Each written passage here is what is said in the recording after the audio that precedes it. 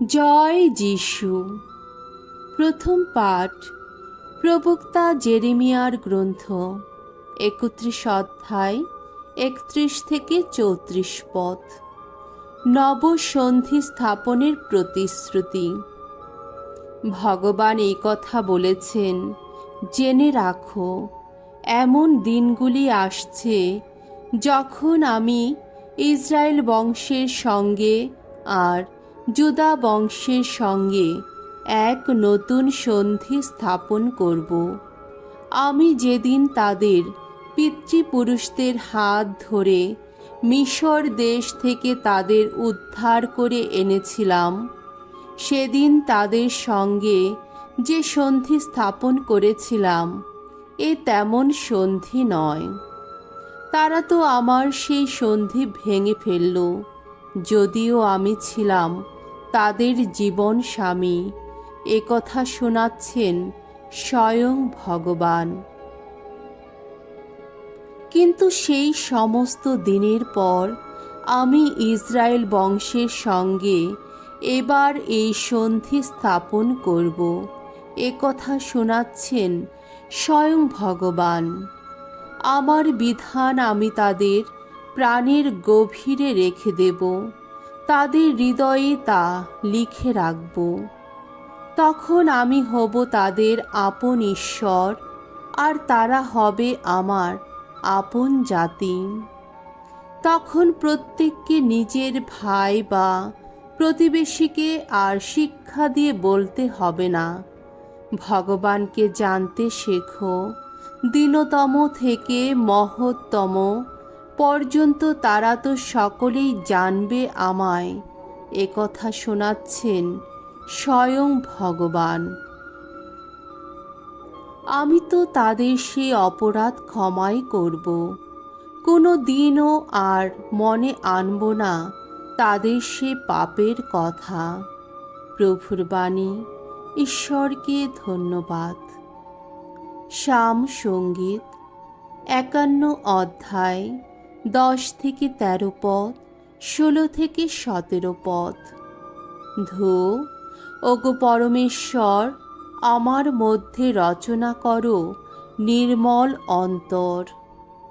ওগো ঈশ্বর, আমার মধ্যে রচনা করো নির্মল অন্তর। এখন এক সুদৃঢ় প্রাণ বক্ষে আমার নতুন করে জাগিয়ে তুলো তুমি। ওগো, তোমার সামনে থেকে আমায় তুমি ঠেলে দিও না দূরে, অন্তর থেকে ফিরিয়ে নিও না তোমার পূর্ণ প্রেরণা। মুক্তি দানে আমাকে আবার পুলকিত করো, উদার চিত্ত দানে আমাকে সুস্থির করে তুলো। দুর্জনকে চিনিয়ে দেব তোমার দেখানো পথ। ওগো, তোমার দিকেই ফিরবে আবার পাপী মানুষের মন। আসলে তুমি যা চাও তা তো পশু বলিদান নয়, যা পেতে আশা করো তা তো পূর্ণাহুতির অর্ঘ্য নয়। ভগ্ন হৃদয়, এই তো তোমার কাছে গ্রহণীয় বলিদান। ওগো ঈশ্বর, ভগ্ন দীর্ণ প্রাণ, ওগো ঈশ্বর, তুমি তো উপেক্ষা করো না কোনো দিন। বাণী বন্দনা। জয় জয় প্রভুর জয়। তুমি পিতর, তুমি সেই প্রস্তর, যার ওপর গড়ে তুলব আমি আমার মণ্ডলী। সেই মৃত্যু শক্তি তার উপর জয়ী হতে পারবে না কোনো দিন। জয় জয় প্রভুর জয়। মঙ্গল সমাচার। মথি রচিত মঙ্গল সমাচার ১৬ অধ্যায় ১৩ থেকে ২৩ পদ। পিতরের খ্রিস্ট বিশ্বাস। পিতরের হাতে থাকবে মণ্ডলীর পূর্ণ দায়িত্বভার। যিশু তখন ফিলিপের নগরী সিজারিয়ার অঞ্চলে এসে পৌঁছলেন। তিনি হঠাৎ তার শিষ্যদের প্রশ্ন করে বসলেন, মানবপুত্র কে? এই বিষয়ে লোকেরা কি বলে? তারা উত্তর দিলেন, কেউ বলে তিনি দীক্ষাগুরু যোহন, কেউ বলে তিনি এলিয়, আবার কেউ বলে তিনি জেরেমিয়া বা প্রবক্তাদের মধ্যে একজন। তখন যিশু বললেন, আর তোমরা? আমি কে, এই বিষয়ে তোমরাই বা কি বলো? সিমন পিতর তখন উত্তর দিলেন, আপনি তো স্বয়ং খ্রিস্ট, জীবনময় ঈশ্বরের পুত্র।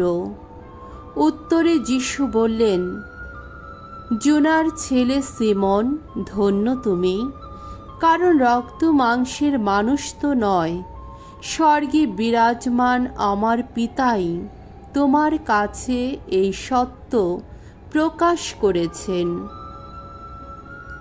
আর আমি তোমাকে বলছি, তুমি তো পিতর, অর্থাৎ পাথর, আর এই পাথরের ওপর আমি আমার মণ্ডলী গড়ে তুলব। অধোলোকের শক্তি তাকে কোনোদিন পরাভূত করতে পারবে না। আমি স্বর্গ রাজ্যের চাবিকাঠি তোমারই হাতে তুলে দেব। পৃথিবীতে তুমি যা কিছু বেঁধে রাখবে, স্বর্গেও তা বেঁধে রাখা হবে, আর পৃথিবীতে তুমি যা কিছু বাঁধন খুলে দেবে, স্বর্গেও তার বাঁধন খুলে দেওয়া হবে। তারপর তিনি শিষ্যদের দৃঢ়ভাবে আদেশ দিলেন, তিনি যে খ্রিস্ট একথা তারা যেন কাউকেই না বলেন। এই সময় থেকেই যিশু তার শিষ্যদের বোঝাতে লাগলেন যে তাকে জেরুসালেমে যেতে হবে, আর সেখানে প্রবীণদের হাতে, প্রধান যাজকদের ও শাস্ত্রীদের হাতে তাকে বহু যন্ত্রণা ভোগ করতে হবে, তাকে নিহত হতে হবে, তারপর তৃতীয় দিনে তাকে পুনরুত্থিত হতে হবে। তখন পিতর তাকে এক পাশে নিয়ে গিয়ে অনুযোগ করতে লাগলেন। তিনি বললেন, প্রভু, ঈশ্বর করুন, আপনার অমনটি যেন কখনো না হয়। না, না, অমনটি আপনার ঘটবেই না। কিন্তু যিশু তখন ফিরে দাঁড়িয়ে পিতরকে বললেন, আমার সামনে থেকে দূর হও শয়তান, তুমি আমার পথের বাধা। তোমার এই যে ভাবনা, এ তো মানুষেরই ভাবনা, ঈশ্বরের তো নয়। প্রভুর মঙ্গলময় বাণী। খ্রিস্ট প্রভু তোমার প্রশংসা হোক।